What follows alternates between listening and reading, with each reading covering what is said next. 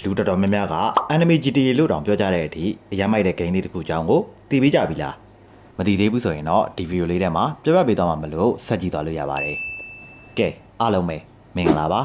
ကျွန်တော်ကတော့ဇက်ပါဗီဒီယိုလေးမစခင်မှာ Mobile Legends တိုင်းမှာ PUBG UC နဲ့တခြား game ပေါင်းများစွာရဲ့အင်္ဂလိပ်တော့ app တွေဖြည့်ဖို့ဆိုရင်ကျွန်တော်ရဲ့ game set application လေးတွေမှာလာပြီးတော့ဖြည့်လို့ရပါတယ်စီးသက်သာပြီးတော့ဂျုံကြီးစိတ်ချရတာမလို့ဝယ်ယူခြင်းနဲ့ဆိုရင်ကျွန်တော်ရဲ့ Telegram channel မှာ link လေးကိုတင်ထားပေးပါတယ်မသိတာရှိရင်လည်း chat box ကနေလာမေးလို့ရပါတယ် game လေးရဲ့နာမည်ကတော့ Neverness to Everness ဖြစ်ပါတယ်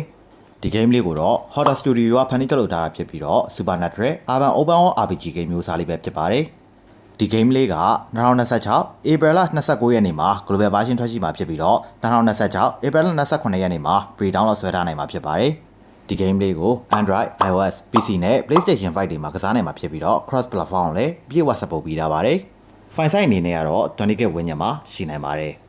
ဒီ game လေးကို Enemy GTA လို့ခေါ်ရတာကတော့ဒီ Open World မျိုးကြီးထဲမှာလွတ်လွတ်လပ်လပ်ရှောက်သွားနိုင်ရုံနဲ့မကပဲနဲ့မျိုးတွေကကားတွေကိုယူမောင်းတာဒါမှမဟုတ်ကိုယ်ပိုင်ကားတွေကိုစိတ်ကြိုက်ဖန်တီးပြီးတော့အကြောင်းလေးပါပြောင်းတာတွေပါလုပ်လို့ရပါတယ်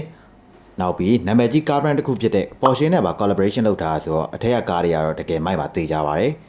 နောက်ထပ်အနေနဲ့ကအိမ်ဝဲတာအိမ်လဆင်တာတငယ်ချင်းတွေကိုအိမ်ဖိတ်တာလုပ်ငန်းထောင်တာနဲ့ငါးဖမ်းတာစတဲ့ live simulation ပုံစံ game လေးတွေလည်းအများကြီးပါဝင်ပါတယ် GTA လိုမျိုးပဲမျိုးထဲမှာတရားမဝင်တာတွေလုပ်မယ်ဆိုရင်တော့ရဲရီလိုက်ဖမ်းမယ် one assistant တွေလည်းပါဝင်ပါတယ်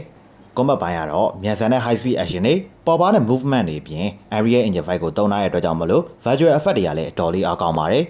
ဇက်ကောင်တွေအများကြီးရှိပြီးတော့ဇက်ကောင်တစ်ကောင်ချင်းစီတိုင်းမှာမတူညီတဲ့ edit skill တွေမတူညီတဲ့ ultimate skill တွေပါဝင်ပါတယ်